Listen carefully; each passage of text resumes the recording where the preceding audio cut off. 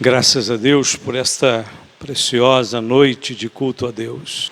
Capítulo 9 de Marcos, verso 17 em diante. Nem vou falar o número do último para ninguém desanimar de ler comigo, tá? Só acompanhe então. Marcos 9, 17. E um da multidão respondendo disse: Mestre, trouxe-te o meu filho que tem um espírito mudo. E este, onde quer que o apanha, despedaça-o, ele espuma e range os dentes, e vai se secando. Eu disse aos teus discípulos que o expulsassem, e não puderam. E ele respondendo-lhes, disse: Ó geração incrédula, até quando estarei convosco? Até quando vos sofrerei ainda? Trazei-mo. E trouxeram-lhe, e quando ele o viu, logo o espírito o agitou com violência, e caindo o endemoniado por terra, revolvia-se espumando.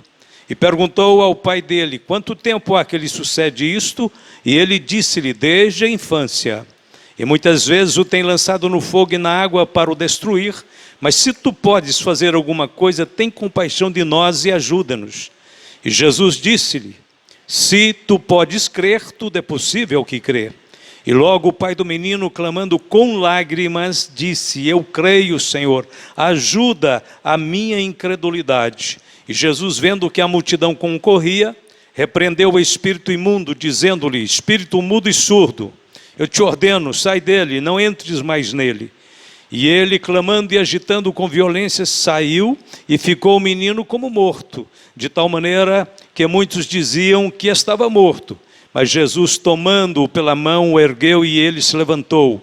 E quando entrou em casa com seus discípulos, os seus discípulos lhe perguntaram à parte: por que o não podemos nós expulsar? E disse-lhes: esta casta não pode sair com coisa alguma, a não ser com oração e jejum. Eu quero trazer uma palavra com o seguinte tema: senhas para vencermos no mundo espiritual.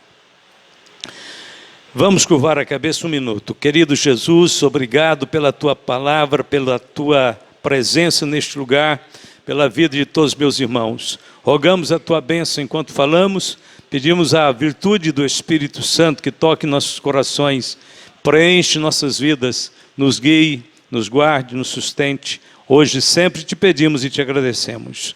Amém e amém. Num dos trechos do famoso discurso de posse do presidente John F. Kennedy, que foi proferido no dia 20 de janeiro de 1961, fez este mês 65 anos atrás, Kennedy disse: agora a trombeta nos convoca novamente, não como um chamado para pegar em armas, embora precisemos delas, não como um chamado para a batalha, embora estejamos em guerra, mas um chamado para suportar o fardo de uma longa luta crepuscular, uma luta contra os inimigos comuns do homem, a tirania, a pobreza, a doença e a própria guerra. Herdamos uma luta que não começamos e que também não podemos ignorar. John F. Kennedy. Kennedy, que seria depois assassinado, começou a governar no ano 61 os Estados Unidos e foi assassinado no dia 22 de novembro de 1963. Quando ele proferiu esse discurso, ele estava tomando posse da presidência dos Estados Unidos, e ele se referia, naquele tempo, à Guerra Fria e à responsabilidade de sua geração em defender a liberdade contra o comunismo e outros males globais que foram herdados de gerações anteriores. Do ponto de vista espiritual, todos nós também herdamos uma luta que não começamos e que não podemos ignorar. O apóstolo Pedro disse: sede sóbrios, vigiai, porque o diabo, vosso adversário, anda em derredor, bramando como leão, buscando a quem possa tragar, ao qual resistir firmes na fé, sabendo que as mesmas aflições se cumprem entre os vossos irmãos no mundo. 1 Pedro 5, 8 e 9. Lá estava um rapazinho que desde a sua infância era atormentado por Satanás. Seu pai, afligido por aquelas dores do filho, levou a Jesus. Penso eu, provavelmente ele fosse órfão de mãe, porque com certeza se ele tivesse a mãe, quem tinha levado era a mãe. Lembra da mãe daquela moça lá, daquela mulher cirofenícia cuja filha estava endemoniada? Foi ela que procurou Jesus. Eu imagino que esse menino era órfão de mãe. Mas o que importa aqui é entender que a sua condição espiritual era totalmente inexplicável. Como pode um garotinho, na sua tenra idade, ser atormentado por um demônio? Quando Jesus pergunta ao pai, por quanto tempo que ele sofre isso? O pai diz assim, desde a infância. A expressão infância ali, no grego, refere-se a um bebê. É difícil de entender como um bebê pode ser já alvo da tentação, da aflição, da destruição de um demônio. Esta é a luta que nós herdamos, que nós não começamos, mas que também não podemos ignorar. A única explicação para uma coisa dessas é que a natureza de Satanás, de verdade, no profundo da sua essência, é covarde, perversa e irreconciliável. E não há acordo com esse espírito destruidor. Nós temos que nos armar contra ele e vencê-lo, porque senão ele nos destruirá. Não existe outro caminho. Ou você luta e vence, ou você luta e vence. Jesus, movido de uma grande compaixão, mandou que trouxesse o menino. Ainda era um menino, um rapazinho, adolescente. E a Bíblia diz que o Senhor, quando aquele menino olhou para Jesus, o demônio manifestou e o jogou por terra. Mas o Senhor, movido de íntima compaixão, veio até aquele rapazinho e falou ao demônio: sai dele, não entres mais nele. A ordem de Jesus era explícita: não volte mais aqui. Nessa pessoa, não volte mais a atormentá-lo. Os discípulos, que momentos antes haviam perdido aquela batalha para Satanás, depois que eles caminharam com Jesus, perguntaram a Jesus: por que não o podemos expulsar? Então Jesus responde, entregando-lhes a primeira senha para a vitória no mundo espiritual, e disse-lhes: esta casta não pode sair com coisa alguma, a não ser com oração e jejum. Você quer vencer no mundo espiritual? Comece a aprender a lidar com oração e jejum com urgência, rapidamente, porque não é por conselhos que demônio sai, porque não é através de despachos que demônio sai, não é através de negociações. Jesus não permitia nem que os demônios falassem. Jesus os tinha como inimigos cruéis, e é por isso que Jesus os expulsava. Jesus não pedia que eles saíssem, Jesus ordenava, expulsando-os. Não há negócio no mundo espiritual com esses demônios. Você tem que ser revestido de um poder maior do que aquele que eles possuem, para mandá-los embora, sair do seu caminho. Os discípulos não puderam expulsá-lo. É lamentável a gente ter que admitir, mas as igrejas estão cheias de demônios, de crentes dominados por demônios. Triste, né? Duro de ouvir isto. Paulo, quando escreveu aos Efésios, ele disse: não deis lugar ao diabo, porque é possível dar lugar ao diabo. Bem, mas aí nós vamos para a segunda senha. João 14:30, palavras do Senhor Jesus: já não falarei muito convosco, porque se aproxima o príncipe deste mundo, referindo-se a Satanás. E Jesus disse: e nada tem em mim. Em outras palavras bem simples, e Satanás não tem nada dele em mim. Então é possível ter alguma coisa dele em alguma pessoa? Sim, é possível. Nem sempre as pessoas estão endemoniadas, mas às vezes tem coisas do maligno nelas. Satanás e os demônios têm uma estratégia para prejudicar o ser humano, para atrapalhar o ser humano. A estratégia dele é uma estratégia de 3 pontos. Número 1, primeiro, ele gosta de influenciar. Influenciar é de longe. Influenciar não é jogar debaixo de um carro para ser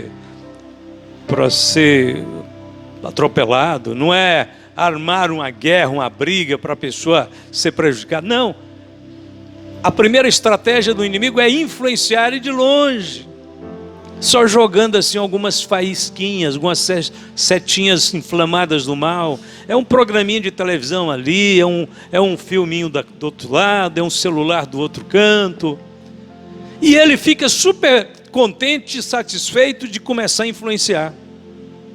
Onde a pessoa começa a ser o quê? Movida por coisas inúteis, que está dentro deste reino tenebroso de Satanás, e que vai ocupar lugar na mente dele que deveria ser de Deus, vai ocupar lugar na vida dele que deveria ser da igreja, vai ocupar na vida dele lugar que poderia ser da Bíblia. Mas Satanás, ele é pobre, então ele se contenta com isso. Ele já acha que é um grande feito influenciar este mundo. Este mundo está sob influência de Satanás. Enquanto a palavra de Jesus Cristo é rejeitada, é ignorada, os filmes de Hollywood são premiados, aplaudidos. Influência de Satanás. As coisas inúteis são promovidas. Os cantores sertanejos, de rap, de samba, de outras coisas, fazem suas canções imorais e são divulgados pelas emissoras de televisão. Não tem nenhuma emissora de televisão divulgando com seriedade uma pregação, um evangelho puro e santo de Jesus. Mas estão divulgando a parada gay, estão divulgando as manifestações mundanas. Então o diabo fica satisfeito, ele dá por vencedor só de influenciar. É porque o próximo passo vem aí. Ele fez a primeira etapa, ele parte para a segunda. Depois de influenciar, ele procura dominar. Dominar é quando a pessoa já está obcecada, dominada, já viciou, pegou o vício, está dominada, ela não escapa mais. Ela agora começa a ficar sujeita àquilo e repetir aquilo. Quando é possível, quando não é possível, quando dá e quando não dá, ela continua. Então é o domínio. E o próximo passo é a possessão. As duas primeiras etapas é para o lado de fora, a segunda é para o lado de dentro. Aquele menino que Jesus expulsou o demônio dele, o demônio já estava para o lado de dentro, inexplicavelmente, a gente não sabe porquê, aonde ele achou a brecha para entrar naquela criancinha, mas achou. Com certeza, por ser uma criancinha, deveria estar vindo do lado da família, talvez dos pais. Eu não analisei a situação para correr um pouquinho nessa pregação, Mas o pai reclama e diz: Senhor, ajuda na minha incredulidade.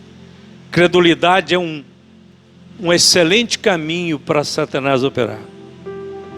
Quando as pessoas descreem da Bíblia, descreem da fé, descreem do céu, descreem da salvação de Cristo, ótimo para Satanás, perfeito para ele. Mas nós estamos já entrando na segunda ponte. Jesus disse: ele nada tem em mim, ou seja, Satanás não tem nada dele em mim. Todos nós necessitamos de libertação espiritual. Quer seja uma libertação espiritual ainda mais superficial, porque não estamos integralmente envolvidos nas tramas malignas, quer seja uma libertação profunda. Em alguns casos, com certeza, há necessidade de libertações profundas, onde o envolvimento do ser humano com as coisas tenebrosas do mundo maligno é muito grande. Mas vamos imaginar, por que eu digo que todos nós precisamos de libertação? É porque nós nascemos e somos integrados no mundo corrompido, herdamos uma luta que não começamos e começamos a ser envolvidos por ela. Entramos no mundo corrompido, perverso, completamente dominado pelo mal, e antes mesmo da idade da razão, adquirimos hábitos, pensamentos, costumes totalmente inspirados pelo maligno. A psicologia diz que aos 4 anos de idade, o ser humano já tem recebido, por influência dos pais, do meio ambiente, da escola, já tem recebido toda a estrutura psicológica que governará a sua vida. Pense na qualidade espiritual do ambiente em que você nasceu e foi criado. Eu pergunto, era um ambiente genuinamente cristão, onde Deus era adorado, a Bíblia reverenciada, a igreja era tido como um lugar sagrado? Eu não. Eu nasci num ambiente que ninguém sabia nada disso. E a maioria também aqui. A Bíblia era honrada como a autêntica palavra de Deus. Jesus Cristo era o Senhor da sua família. Seus amigos eram todos cristãos, seus amigos de escola eram todos tementes a Deus, seus professores eram pessoas que amavam a Deus, seus colegas respeitavam a palavra de Deus. Com certeza, a resposta de todos vocês é não. Então nós nascemos num mundo que rejeitava Deus, que cultivava o humanismo, o ateísmo, o secularismo, o ego. Nós nascemos e fomos influenciados inconscientemente por este mundo, por esse meio ambiente, por esse lugar que já estava corrompido. Então nossa maneira de pensar, de sentir, de ser, de falar, de fato é um reflexo direto dessas influências do mundo ao nosso redor. E por isso mesmo, nós sabemos com certeza que todo ser humano, num mais elevado grau ou menor grau, precisa de libertação. Eu queria e quero me libertar ainda de muitas coisas. Tem coisas ainda que eu tenho que ser liberto. Pastor, mas você é pastor, e daí? Eu estou sendo honesto com o meu coração e com vocês. Preciso. Ainda fico com raiva de mim muitas vezes, porque incorro em coisas que eu já não devia incorrer mais. Preciso ser liberto. Isso pode ser um padrão pecaminoso que está dominando a minha vida. Por que ela se repete?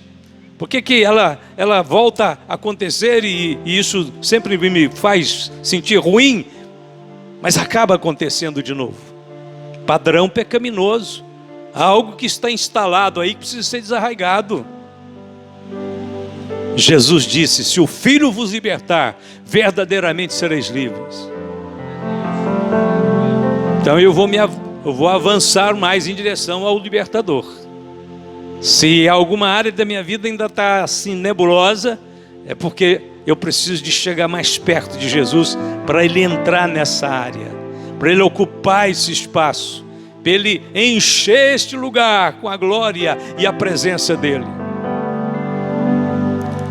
Às vezes a gente ouve falar de pessoas que Deus usou no passado poderosamente, onde a vida daquela pessoa destilava o poder de Deus. Sabe por quê? Porque algumas pessoas chegam nesse nível, é porque elas permitem Jesus entrar em todos os recônditos da alma e do espírito. Elas permitem Jesus ir lá e dominar. Se a gente fica retendo alguma coisa em nós mesmos, só para nós mesmos, e que está de acordo com o padrão deste mundo, nós vamos colocar um obstáculo para que o Espírito de Deus trabalhe de uma forma efetiva, completa e total em nossas vidas. Nós vamos sempre ter um pouco de nós e um pouco de Deus, mas o ideal de Deus é nada de nós e tudo de Deus. Satanás procura manter os homens sob o seu domínio, não apenas através da possessão demoníaca, mas principalmente através de filosofias humanísticas e seculares. A libertação espiritual só pode ser autenticada quando nós tivermos a plena certeza de que não existe mais nada dele em nossa vida. Paulo escreveu: destruindo os conselhos e toda altivez que se levanta aqui dentro contra o conhecimento de Deus, e levando cativo tudo aqui de dentro, cativo todo entendimento à obediência a Cristo. Ai, meu Deus, até nós chegarmos aí, quando o altar do Senhor estiver na nossa frente e nós nos lançarmos inteiros sobre o altar e dizermos: Senhor, nada de mim agora, tudo do Senhor, levando cativo todo entendimento, toda altivez, a obediência a Cristo. Qual é a senha aqui? Jesus vai nos ensinar que para que, como ele era, Satanás não tinha nada nele, nada de Satanás nele. Aqui a senha é o seguinte: destruindo todas as cabeças de ponte do mundo espiritual. Em tempos da Segunda Guerra Mundial, os exércitos confederados começaram a avançar contra o nazismo, primeiro defendendo a defensiva, depois partir para a ofensiva. E aí, quando eles começaram a ganhar terreno e conquistar os espaços de volta que o nazismo tinha dominado, os nazistas passavam por um rio, por exemplo, e destruía as pontes. Ele destruía as pontes. Então os exércitos confederados tinham que reconstruir a ponte para passar. Demorava mais, dava muita dificuldade.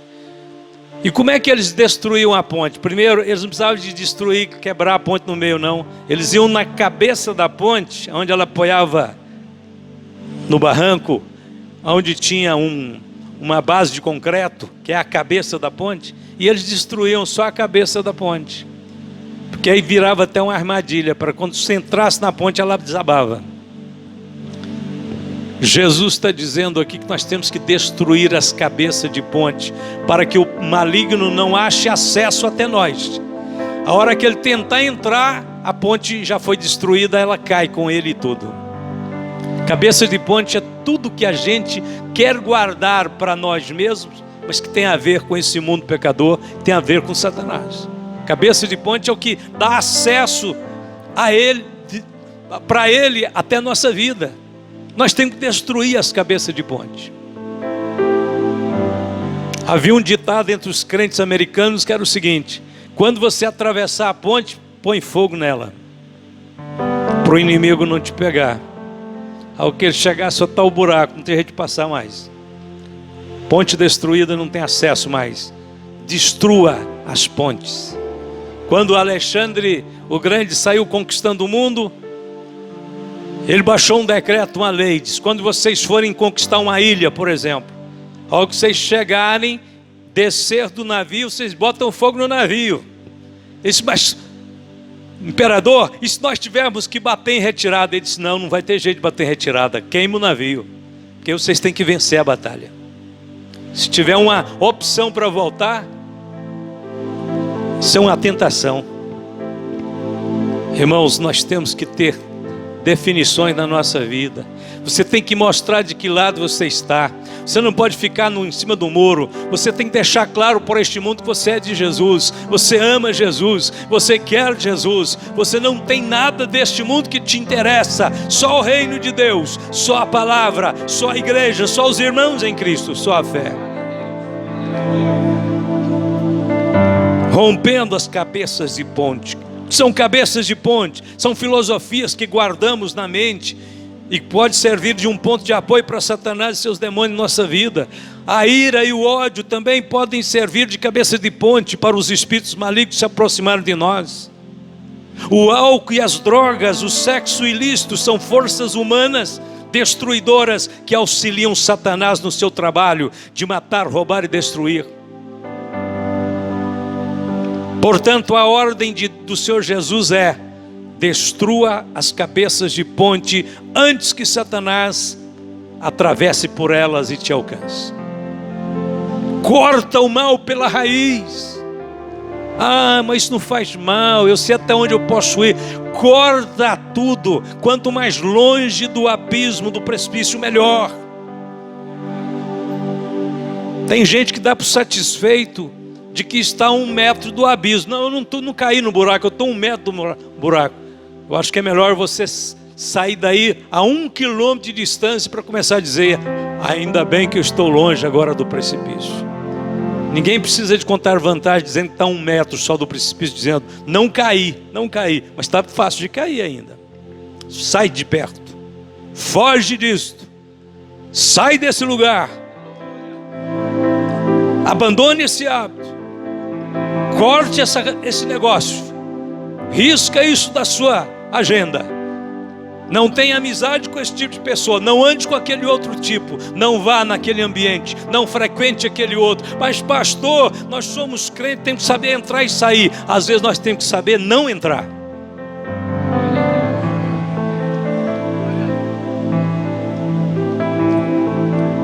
Aquela senhora, vozinha já, crente, só ia para a igreja. O neto cresceu e disse: vó, só tem que conhecer as coisas. A senhora é só de igreja. Não, filho, eu gosto de ser da igreja. Não, vou levar a senhora num lugar, você vai gostar. Aí marcou o dia de pegar a avó para querendo distrair a avó. Ele levou ela num shopping onde tinha uma sala de cinema. E a vozinha chegou lá e já foi procurando os bancos e dobrou o joelho para orar. Vó, pelo amor de Deus, que não é lugar de orar não. O que? Se não é lugar de orar, também não é o lugar de eu ficar. Vamos embora daqui. Se tem um lugar que eu vou não posso orar, então não fico lá. É vergonhoso orar? É. Então fique com sua vergonha de orar. Eu vou com Jesus, com a alegria de orar e dar glória a Deus. Tem que ser definido, irmãos. E a última senha que eu vou falar hoje, está escrito assim: e alguns dos exorcistas judeus ambulantes tentavam invocar o nome do Senhor Jesus sobre os que tinham espíritos malignos, dizendo: esconjuro-vos por Jesus, a quem Paulo prega. Os que faziam isto eram 7 filhos de Seva, judeu principal dos sacerdotes. Respondendo, porém, o espírito maligno disse: conheço a Jesus e bem sei quem é Paulo, mas vós, quem sois? E saltando neles, o homem que tinha o espírito maligno, e assenhoreando-se de 2, pôde mais do que eles, de tal maneira que nus e feridos fugiram daquela casa. Atos 19, 13 a 16. Terceira senha para vencermos o mundo espiritual: use o nome de Jesus, porém andando em comunhão com Ele. O problema hoje desse mundo é que tem muita gente usando o nome de Jesus que não quer nada com a doutrina de Jesus, que não quer nada com a fé em Jesus, que não quer nada com a igreja de Jesus. Tem gente usando o nome de Jesus achando que é uma frase mágica, que é uma coisa sincrética, é um misticismo completamente estranho aos princípios da fé cristã. Não adianta usar o nome de Jesus se você não andar em comunhão com Ele.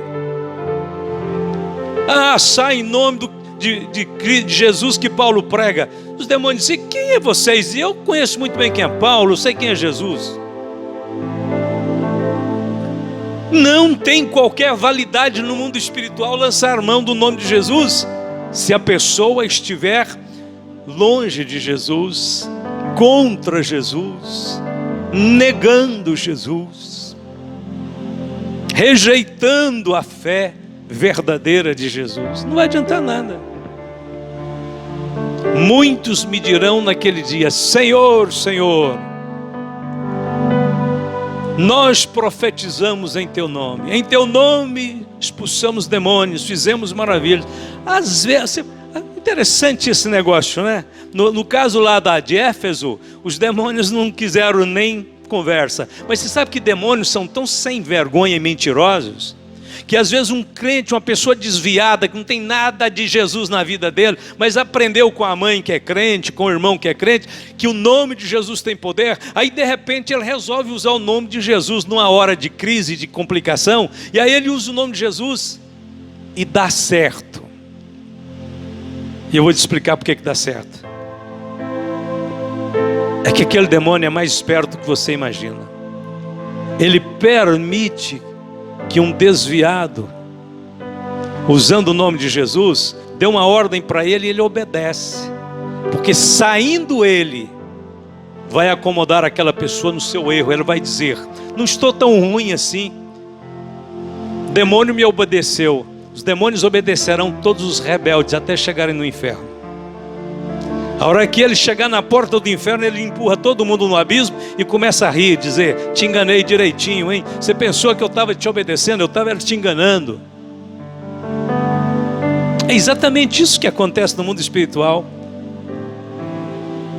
Até pouco tempo atrás, no Brasil, era comum alguns pregadores malucos, doidos, que não tinha nada de Deus, ficarem entrevistando demônio e pondo as pessoas endemoniadas para latir, andar de quatro, miar. E eles diziam: olha, como os demônios nos respeitam. Mentira, os demônios estavam fazendo isso de trouxas, de tolos. Na realidade, eles estavam fazendo o jogo de Satanás.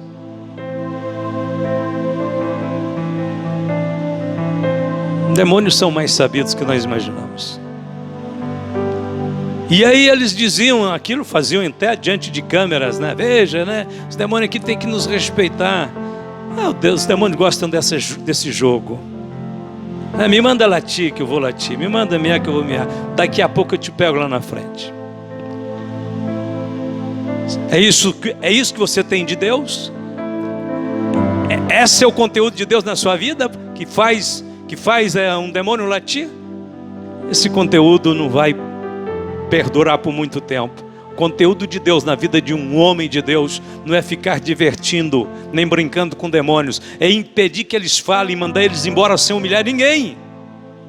Porque na realidade o que fica é uma humilhação para quem estava endemoniado. E é mais um jogo que Satanás gosta: humilhar o homem e a mulher feito à semelhança de Deus, fazer ela se tornar como animal, fazer atos vergonhosos, para quando ela for ficar, o demônio for embora, ela ficar bem, alguém contar para ela o que ela fez e ela ficar envergonhada, ficar deprimida, triste. A senha é: use o nome de Jesus, porque Ele disse que nós podemos usar, sim. Ele disse: em meu nome expulsarão demônios.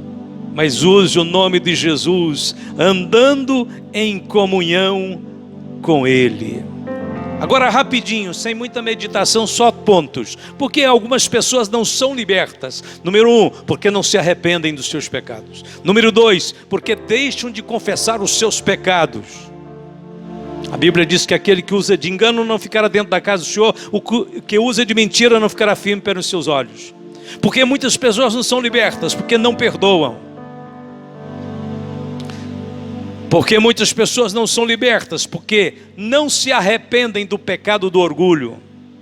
Senti as vossas misérias, lamentai e chorai, converta-se o vosso riso em pranto, o vosso gozo em tristeza, humilhai-vos perante o Senhor, e Ele vos exaltará. O orgulho é uma porta aberta para a entrada de toda forma de atividades demoníacas. Foi o orgulho que levou Satanás à queda. Porque muitas pessoas não são libertas, porque não renunciam à ira. Irai-vos e não pequei, não pequeis, não se ponha o sol sobre a vossa ira, não deis lugar ao diabo. Paulo fala isso na sequência, Efésios 4, 26, 27.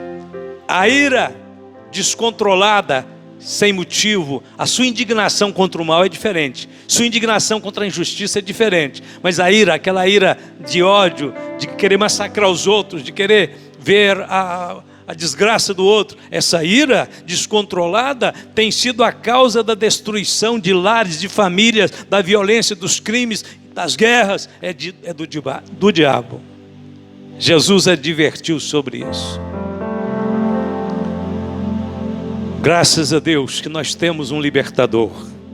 Jesus disse: o Espírito do Senhor é sobre mim, pois que me ungiu para apregoar liberdade aos cativos e pôr em liberdade os oprimidos. No contexto geral, a obra de Cristo é primeiramente libertadora, depois redentora. Se pois o Filho vos libertar, verdadeiramente sereis livres. Jesus tem autoridade para libertar e curar todos os oprimidos do diabo. Ele veio para confrontar e desfazer as obras do maligno e os seus demônios. Quem comete pecado é do diabo, porque o diabo peca desde o princípio. Mas para isto o Filho de Deus se manifestou, para desfazer as obras do diabo. E a última palavra: Jesus é o libertador. Porém, Ele delegou a sua igreja verdadeira, sua igreja comprometida com Ele, com a palavra, com a oração, com a fé, com o jejum. Jesus delegou para essa igreja o ministério libertador. E chamando seus discípulos, deu-lhes poder sobre os espíritos imundos, para os expulsarem e para curarem toda enfermidade e todo mal. O Senhor Jesus não apenas exercia o ministério libertador, mas Ele também ensinava e treinava os seus discípulos para fazerem o mesmo. Jesus então delegou autoridade à sua igreja para continuar a sua obra neste mundo. Eis que vos dou o poder para pisar serpentes e escorpiões e toda a força do inimigo, e nada vos fará dano algum. Lucas 10:19. A grande comissão foi dada com a promessa de que a presença do Senhor Jesus Cristo seria com a igreja em todo tempo e em todo lugar. Eis que estou convosco todos os dias, até a consumação dos séculos, amém. Essa presença está conosco aqui hoje, nesta noite, neste tempo, nesta hora. Esta presença libertadora continua ativa através do ministério da igreja. E estes sinais seguirão os que crerem, em meu nome expulsarão os demônios, porão as mãos sobre os enfermos e os curarão. A Bíblia diz que os apóstolos partiram levando a mensagem da libertação. Está escrito: Deus pelas mãos de Paulo fazia maravilhas extraordinárias. Finalizando, vamos ficar de pé. Tão certo como existe a necessidade de libertação, também existe o poder da libertação.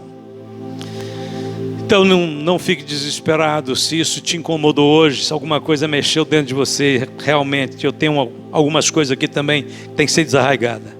Graças a Deus, se você sentiu isso, se você percebeu isso, é Deus trabalhando.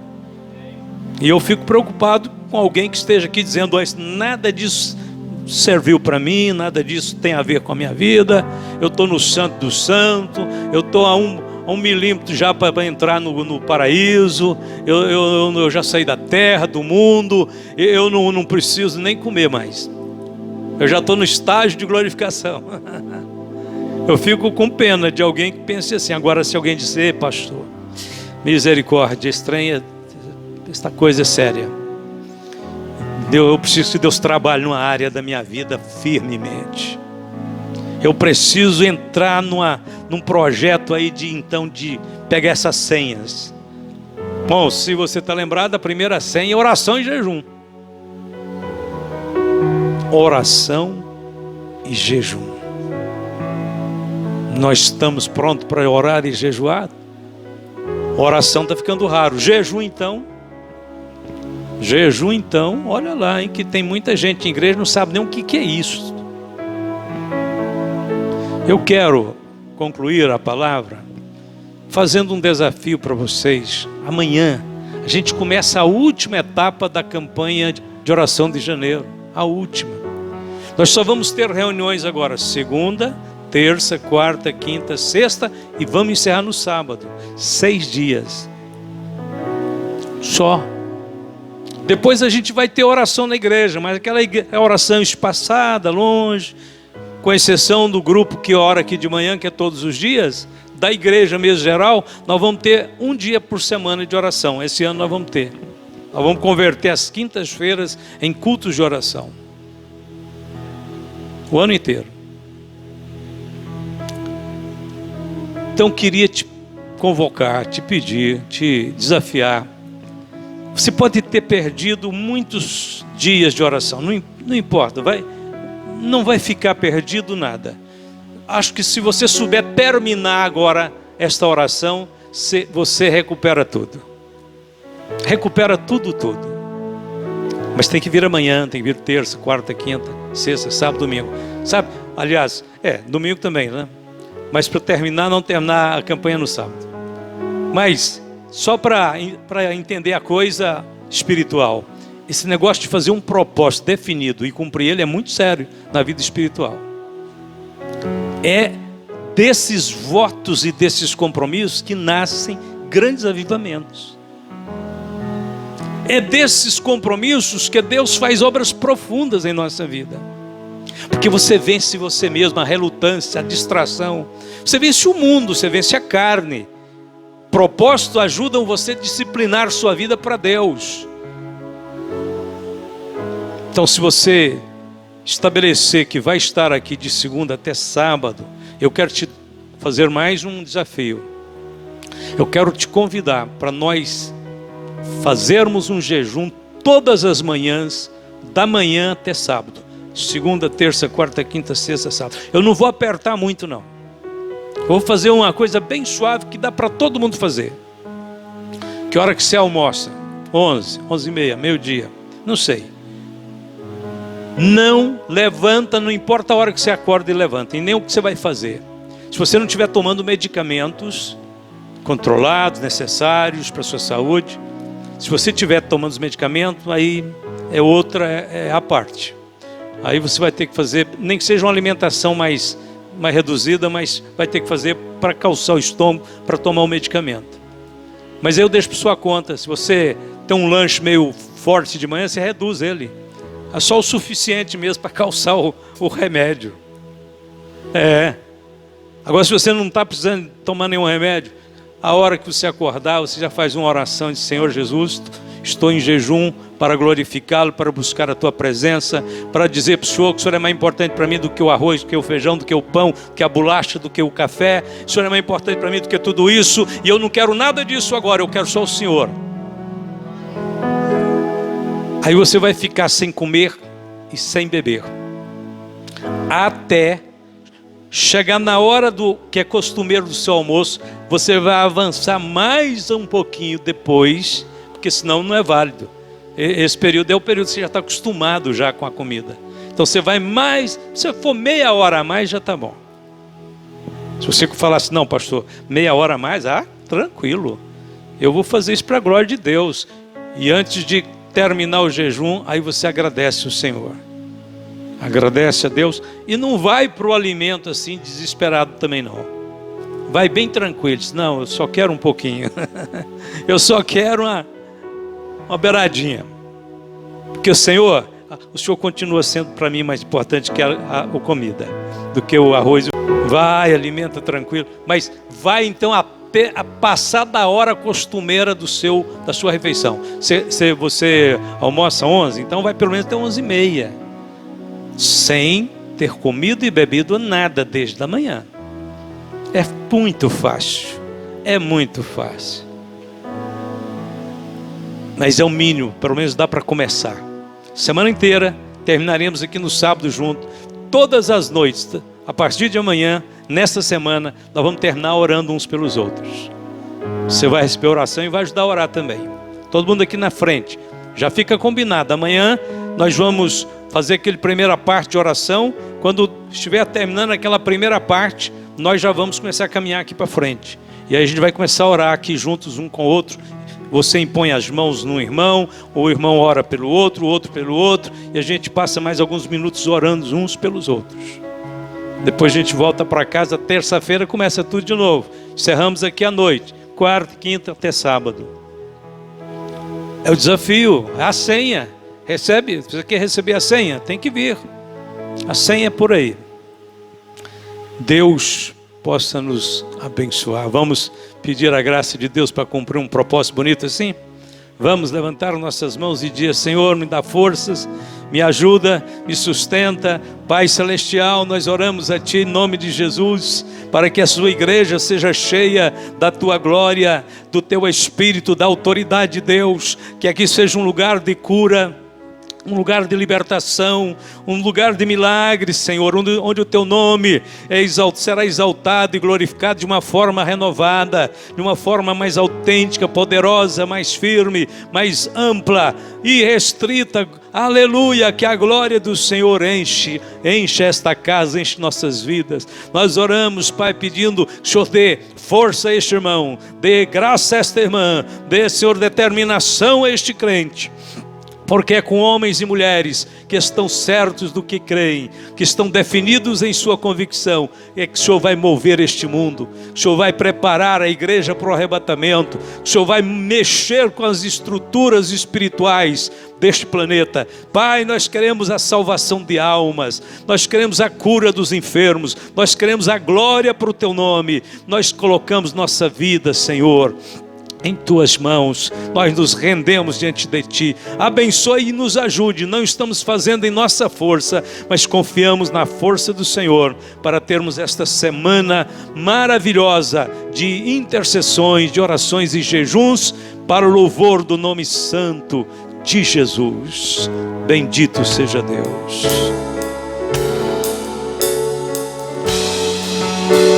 Podem sentar um minuto.